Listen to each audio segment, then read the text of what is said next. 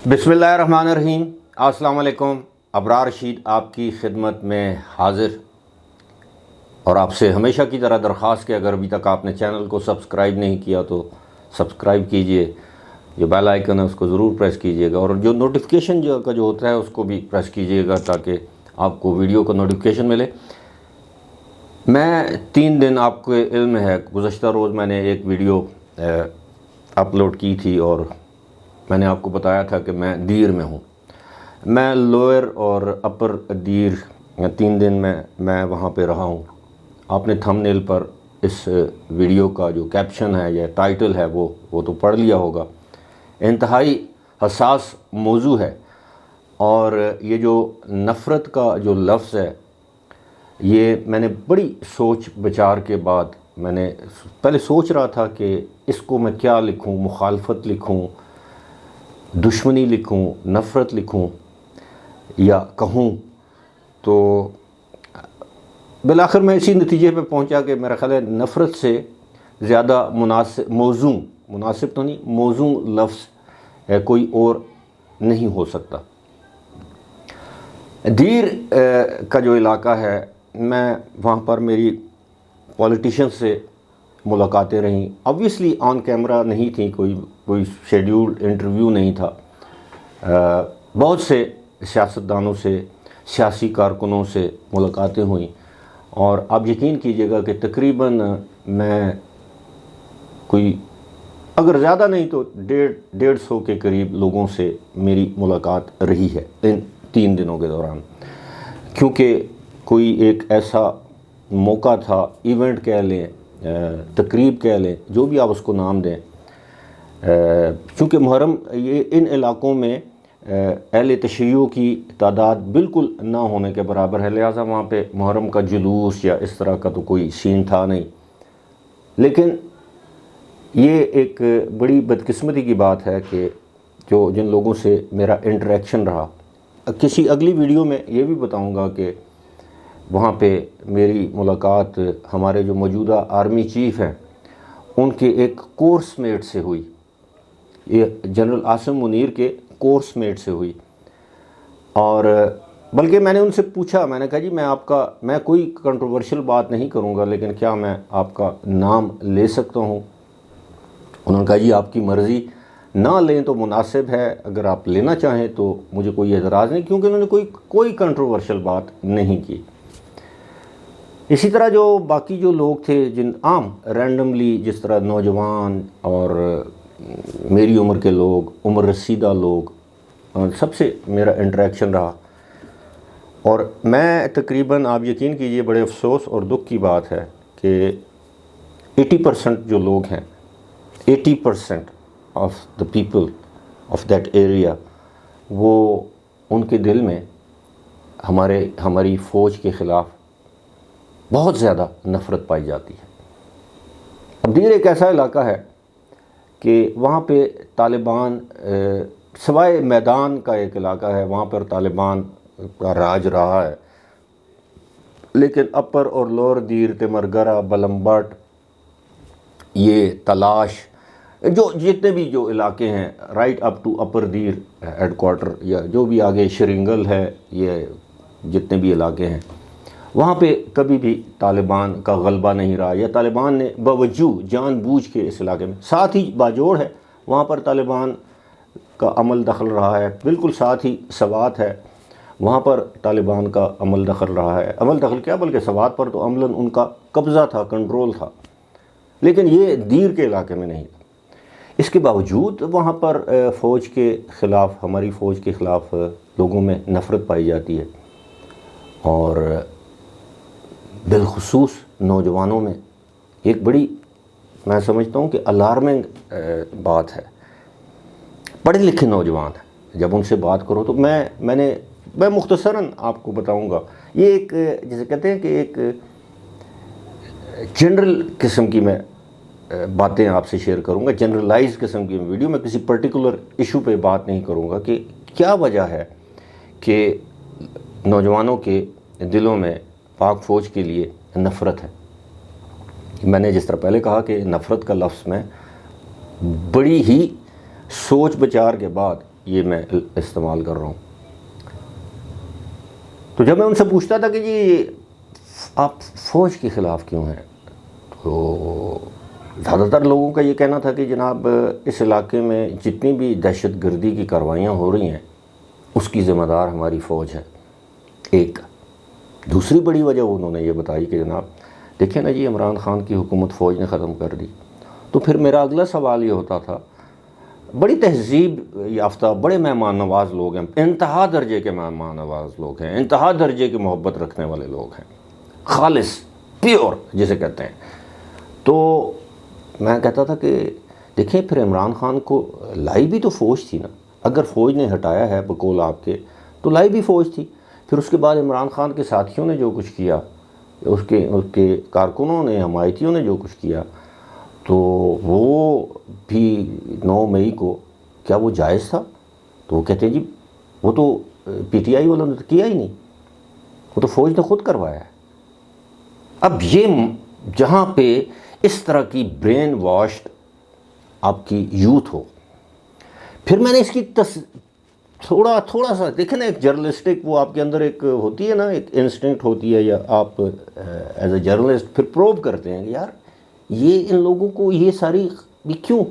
تو پتہ یہ چلا کہ جناب پھر میں نے ایک سروے کیا اسی طرح رینڈم، آپ یقین کیجئے کہ تقریباً 100-125 لوگوں سے یہ میں نے سوالات پوچھے، اس طرح بیٹھ کے نہیں پوچھے فارملی، ویسے گپ شپ ہے۔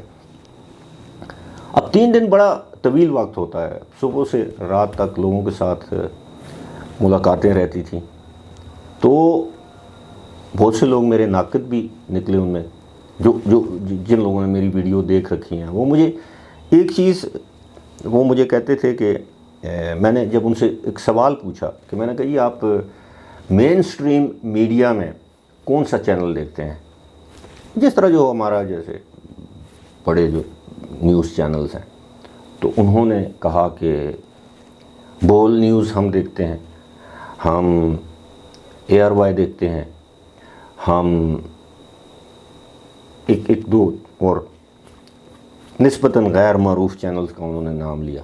تو میں نے کہا آپ جیو نیوز دیکھتے ہیں؟ نہیں، ہم تو جیو نیوز کیوں دیکھیں، وہ تو حکومت کا چینل ہے، وہ تو نون لیگ کا چینل ہے۔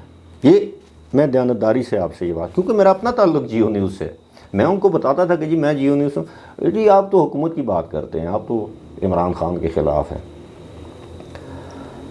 اچھا، پھر میں نے ان سے سوال کیا کہ جی آپ یوٹیوب زیادہ دیکھتے ہیں یا فیس بک؟ یہ میرا سوال تھا کہ جی اب وہ کہتے تھے فیس بک۔ 90% جن لوگوں سے میری بات چیت ہوئی ہے وہ یہی کہہ رہے تھے کہ جی ہم لوگ یوٹیوب کم دیکھتے ہیں، یوٹیوب گانے شانے یہ وہ جو یوتھ آپ کو پتہ ہے، اور زیادہ تر ہم فیس بک کو فالو کرتے ہیں۔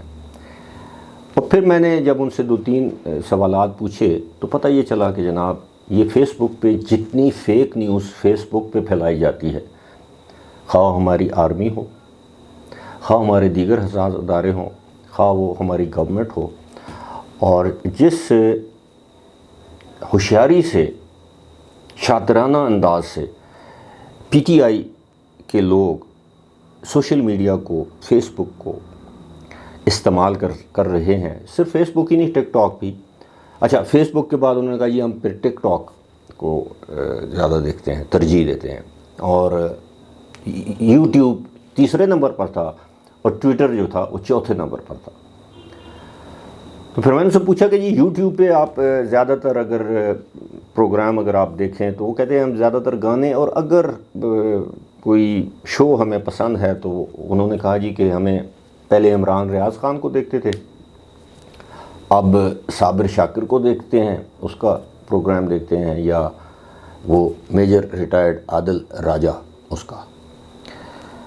اور میں نے کہا فیس بک پہ کس کو فالو کرتے ہیں؟ کہ جی اسی طرح عادل راجہ، عمران ریاض، دیگر اس طرح کے جو صابر شاکر، معید پیرزادہ، اس طرح کے لوگوں کو ہم لوگ فالو کرتے ہیں۔ تو میں نے کہا جی یہ جو خبریں یہ جو آپ نے مجھے خبر دی کہ جی یہ سب کچھ آرمی نے کروایا ہے، تو یہ آپ کو کس نے بتایا ہے؟ کہ جی خان صاحب نے کہا ہے. خان صاحب کچھ بھی ہو، خان صاحب جھوٹ نہیں بولتے. یعنی خان صاحب سے مراد عمران خان. یا کچھ بھی ہو جائے، عمران خان جھوٹ نہیں بولتا ہے، عمران خان کرپشن نہیں، عمران خان ایماندار انسان ہے، عمران خان دیانتدار انسان ہے. جھوٹ تو سوال ہی نہیں پیدا ہوتا کہ وہ بولے. ایک برخوردار مینز کہ ایک کم عمر نوجوان تھا، ہارڈلی میرا خیال ہے 19 سال. وہ سعودی عرب میں اس کی رہائش تھی، اور اس کو صرف 2 زبانیں آتی ہیں. ایک عربی، اس کی پیدائش بھی سعودی عرب کی ہے، اور دوسری زبان اس کو آتی ہے پشتو. تو اس نے کہا جی کہ میں نے اس سے پوچھا کہ تم، کہتا ہے پی ٹی آئی. میں نے کہا کیوں؟ کہتے ہیں عمران خان کی وجہ سے. میں نے کہا عمران خان کیوں؟ کہتے ہیں جی کہ دنیا میں میرے نزدیک اس سے ایماندار اور دیانتدار انسان کوئی بھی نہیں ہے، کم از کم پاکستان میں کوئی بھی نہیں ہے جتنا وہ دیانتدار اور ایماندار انسان ہے، اور جتنا وہ دلیر ہے. تو جب میں نے اس کو کنفرنٹ کیا کہ اگر وہ اتنا دلیر ہے تو وہ اور وہ قرآنی آیات کے مطابق کہتا ہے جو بات کرتا ہے، تو میں نے کہا اگر وہ اتنا دلیر ہے، وہ آپ لوگوں کو کہتا ہے کہ جی موت سے نہیں گھبرانا یہ وہ، تو وہ خود اپنے آپ کے اوپر وہ جو بھی ہوتا ہے بالٹی شیلڈ یہ وہ، کہ نہیں وہ تو لیڈر ہے نا، تو اس کو اپنی زندگی کی حفاظت کرنی چاہیے. In nutshell to cut it short, میں زیادہ طویل نہیں کروں. انشاءاللہ آہستہ آہستہ یہ اپنی 3 روزہ جو میرا 3 دن جو گزارے ہیں میں نے وہاں پہ، وہ میں آپ کے ساتھ یہ ایک بات شیئر کروں گا. اسی کے ساتھ وہ آج جب میں وہ جو لوگ اس علاقے سے واقف ہیں، وہ باجوڑ بالکل ساتھ ہے لوور دیر کے ساتھ، وہاں پہ آج ایک بدقسمتی سے ایک JUIF کے ایک کنونشن میں، ورکرز کنونشن میں ایک بم دھماکہ ہوا. اب تک کی جو اطلاعات ہیں 35 افراد اس میں شہید ہوئے، 200 کے قریب زخمی ہیں. یہ صورتحال ہے.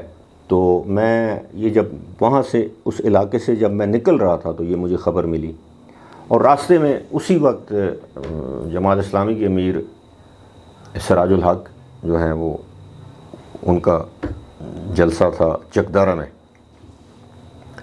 لیٹ تھا، پتہ نہیں اب ہوا ہے کہ نہیں. جس وقت آپ یہ ویڈیو دیکھیں گے اس وقت تک ہو چکا ہوگا یا کینسل کر دیا گیا ہوگا. بہرحال میں یہ بات کرنا چاہ رہا تھا کہ یہ جو جتنے بھی معاملات ہیں، یہ جو آپ کے ساتھ جو میں نے ڈسکشن کی ہے، اس میں اس نتیجے پہ پہنچا ہوں.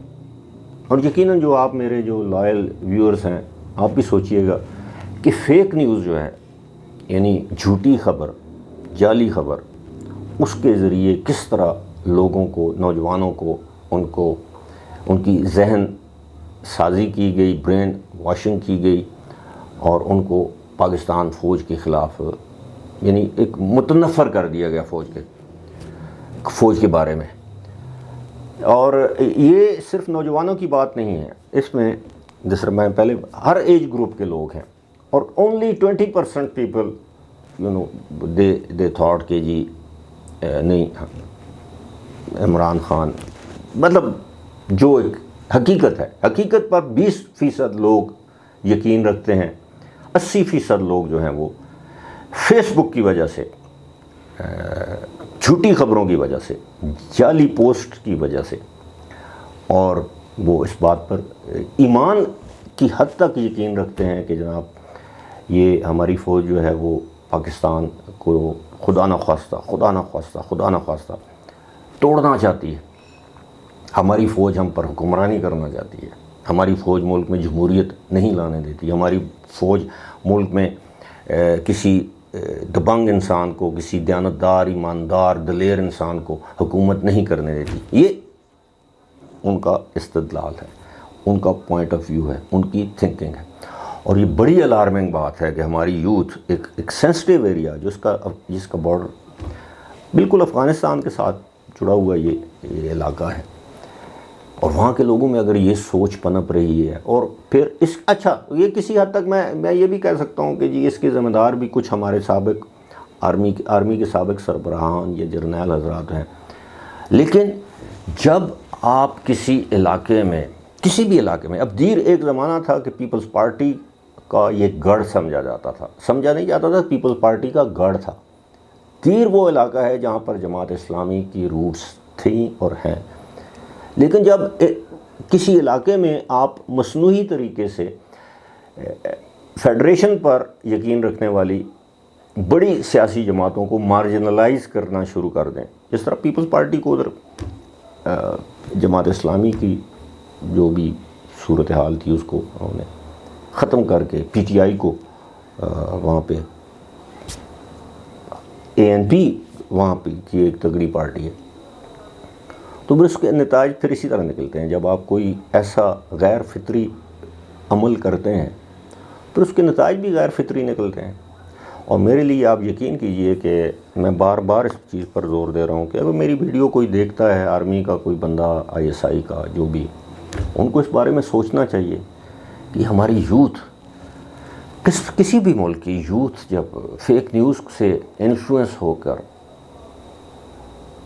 اپنے ہی ملک کی فوج کے خلاف بات کرے، اپنے ہی ملک کے فوج کے سربراہ کے خلاف بات کرے، اور فوج کا سربراہ بھی حافظ قرآن ہو، اور وہ کہے کہ یہ بھی جھوٹ ہے، کہ اس نے کوئی حفظ نہیں کیا، تو کتنے المیہ کی بات ہے۔ سوچئے گا ضرور۔ فی الحال مجھے دیجیے اجازت، خدا حافظ۔